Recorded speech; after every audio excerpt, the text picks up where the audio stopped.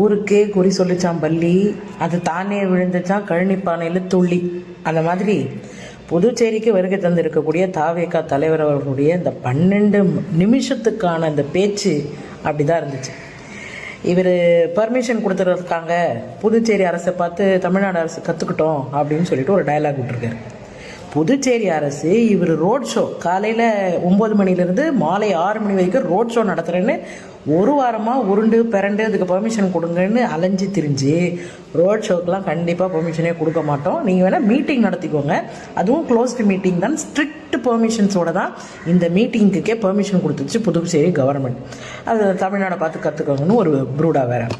சரி, வந்து பேசுனீங்க, புதுச்சேரி பிரச்சனையை பேசுனீங்களா? பேசுனீங்க. என்ன பேசுனீங்க? திமுக அரசு மாதிரி இந்த புதுச்சேரி அரசு இல்லை அப்படின்னு ஒரு டைலாக். சத்தியமாக சொல்கிறேன், திமுக அரசு மாதிரி இந்த புதுச்சேரி அரசு இல்லை. அதுக்கு சாட்சி நீங்கள் பேசின வார்த்தைகளே. அது என்ன? இந்தியாவிலேயே ரேஷன் கடை இல்லாத ஒரே மாநிலம் புதுச்சேரி, தொழிற்சாலைகளே இல்லாத மாநிலம் புதுச்சேரி, வேலை வாய்ப்புகளே இல்லாத மாநிலம் புதுச்சேரி, இங்கே புதுச்சேரிக்கு மாநில அந்தஸ்தே கிடையாது. 2025 மார்ச் மாதம் இங்கே மாநில அந்தஸ்து போட்டு 16வது முறை தீர்மானம் நிறைவேற்றி அவங்க ஒன்றிய அரசுக்கு அனுப்பியிருக்காங்க அப்படின்னு மூச்சு விடாமல் டம் பிடிச்சி கஷ்டப்பட்டு யாரோ எழுதி கொடுத்ததை இந்த கழனிப்பானையில் துள்ளி குதிச்சு சொன்ன பார்த்தீங்களா, அந்த மாதிரி துள்ளி குதிச்சிருக்காரு. இப்போது இந்தியாவிலேயே ரேஷன் கடை இல்லாத புதுச்சேரி மாநிலத்தில் தொடர்ந்து திமுக ரேஷன் கடைகளை திறக்க வலியுறுத்தி கிட்டத்தட்ட 1000 பேர் கைதானோம். தொடர்ந்து இந்தியா கூட்டணியோட கட்சிகள் எல்லோருமே போராட்டம் பண்ணியிருக்கிறோம். அது மட்டும் இல்லை, புதுச்சேரியில் மோடி ஆட்சி வந்துச்சுன்னா, பாஜக கூட்டணி அரசு வந்துச்சுன்னா பெஸ்ட் புதுச்சேரியாக மாற்றுவோம் நாங்கள்.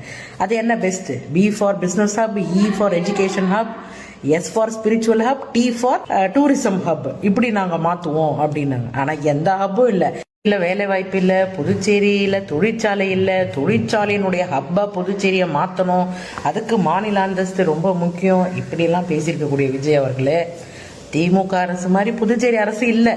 அங்கே தமிழ்நாட்டில் பார்த்தீங்கன்னா டிட்கோ, சிப்காட், பொருளாதார வளர்ச்சியை மேம்படுத்துகிற வகையில் எக்கனாமிக் காரிடர், இண்டஸ்ட்ரியல் காரிடர்ஸை வச்சு 3 ட்ரில்லியன் எக்கனாமியை நோக்கி தமிழ்நாடு முன்னேறி கொண்டிருக்கக்கூடிய நேரத்தில் கிட்டத்தட்ட 43% ஒர்க்கிங் விமன் அகில இந்திய அளவில் உழைக்கும் பெண்கள் எங்கே இருக்காங்கன்னா தமிழ்நாட்டில் இருக்காங்கன்னு டேட்டா சொல்லுது. ஒன்றிய அரசினுடைய வளர்ச்சி குறியீடுகள்லையுமே தமிழ்நாடு முதலிடத்தில் வகிக்குது. அது மட்டும் இல்லாமல் கடந்த 15 ஆண்டுகளில் புதுச்சேரியினுடைய வளர்ச்சியை கம்பேர் பண்ணும்போது தமிழ்நாட்டினுடைய வளர்ச்சி அகில இந்திய அளவில் பெருத்த வளர்ச்சியாக தொழில்துறையில் இருக்குது.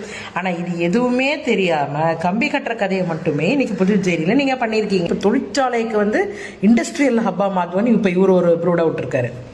இங்கே இருக்கக்கூடிய கூட்டுறவு சங்கங்களை சிதைச்சு இன்னைக்கு மில்கள் ஓடிக்கிட்டு இருந்த மில்களை இயக்காமல் தடுத்து இன்னைக்கு தேதியிட்டு மூடி பாசிக்கு பாப்ஸ்கோன்னு புதுச்சேரி அரசினுடைய சார்பு நிறுவனங்கள் எல்லாம் மூடப்பட்டிருக்கு. இதுக்கெல்லாம் தொடர்ந்து திமுக தான் முன்னாடி நின்று போர் கொடுத்துட்டு இருக்கு.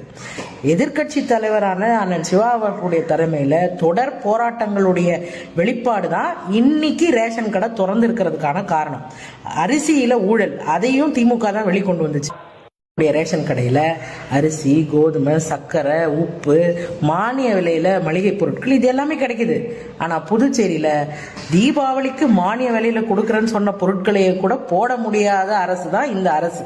சரி, இது ஒரு புறம் இருக்கட்டும். கழிப்பறை இல்லை, பார்க்கிங் இல்லை, இந்த டூரிசம் வராங்க போகிறாங்க எல்லாம் ரைட்டு.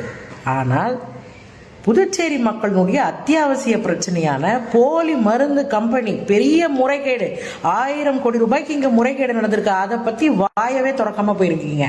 ஆனால் உங்களோட கவலை எதை பற்றி இருக்கு தெரியுமா? சிறுபான்மையினர் மக்கள் ரொம்ப ஃபீல் பண்ணுறாங்க. ஊழல் குற்றச்சாட்டில் ஒரு அமைச்சர் ராஜினாமா பண்ணிட்டாரா? யார் ராஜினாமா பண்ணா ஊழல் குற்றச்சாட்டில்? அமைச்சர் சாய் சரவணன் என்கிறவர். அவருக்கு கொடுக்கப்பட்ட நிர்பந்தத்தின் காரணமாக அவர் தன்னோட பதவியை ராஜினாமா பண்ணிட்டு போறார். அதற்கு பதிலான ஆல்டர்னேட்டிவா வர்றவர் தான் ஜான்குமார். அந்த ஜான்குமார் அவர்கள் யாருன்னா, கோவில் நிலையங்களை ஆட்டைய போட்ட ஒரு மாண்புமிகு தற்போதைய இலாக்கா இல்லாத அமைச்சர். அவருக்கு இந்த அமைச்சரை இலாக்கா கொடுக்காம இருக்கீங்கன்னு ஆடு நினைதேன்னு ஓனாய் அழுத கதையா விஜய் அவர்கள் வந்து இந்த சிறுபான்மையின அமைச்சருக்கு வந்து குரல் கொடுத்துட்டு போயிருக்காரு. ஆனால் இந்த சிறுபான்மையினர் அமைச்சர் என்ன பண்ணிட்டு இருக்காரு தெரியுமா? லாட்ரி முதலாளி மார்டின் அவர்களுக்கு சேவகம் செய்வதற்காக தன்னுடைய சட்டமன்ற வளாகத்தையே வாடகைக்கு விட்டுட்டு உட்கார்ந்துருக்காரு இந்த இலாக்கா இல்லாத அமைச்சர்.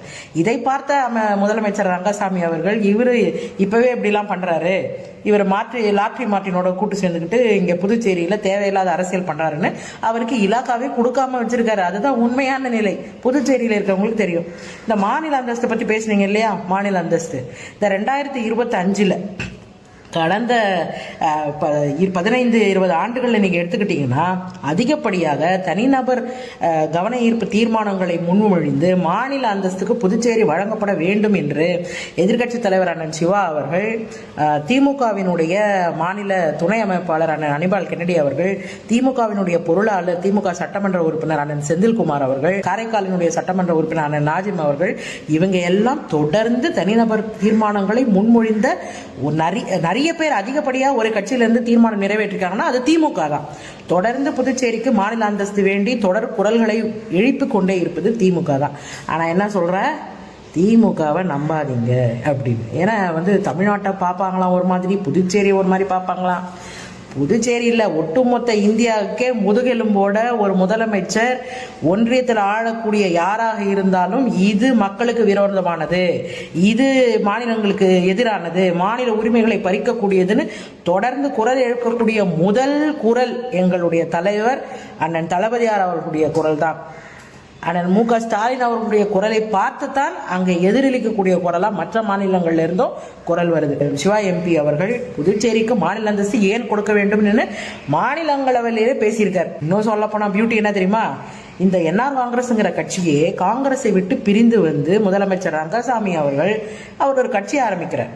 மாநிலத்துக்கு ஒரு சுயாட்சி வேணும், அதுக்கு என்ஆர் காங்கிரஸ் தான் தீர்வு அப்படின்னு கட்சி ஆரம்பிச்சது தான். ஆனால் இது நாள் வரைக்கும் மாநில அந்தஸ்துக்காக ஒரு துரும்பை கூட கிள்ளி போடாதவர் தான் முதலமைச்சர் ரங்கசாமி அவர்கள். அவர் பாஜக கூட கூட்டணி வச்சுக்கிட்டு இது வரைக்கும் மாநில அந்தஸ்து பற்றி வாயவே திறக்காம இருக்கக்கூடிய சூழ்நிலையில தான் இன்னைக்கு விஜய் அவர்கள் சூளுரைத்து சென்றிருக்கிறார்.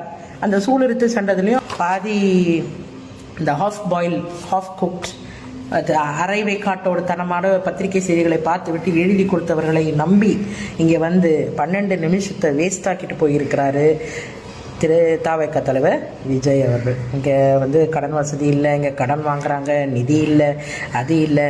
உங்களுடைய போராட்டம் யாரை எதிர்த்திருக்கணும்னா பிஜேபி எதிர்த்திருக்கணும், ரங்கசாமி அவர்களை எதிர்த்திருக்கணும். ஆனால் சம்மந்தமே இல்லாமல் திமுகவை திட்டிட்டு போனதுலேருந்தே தெரியுது நீங்கள் பிஜேபியோட பீட்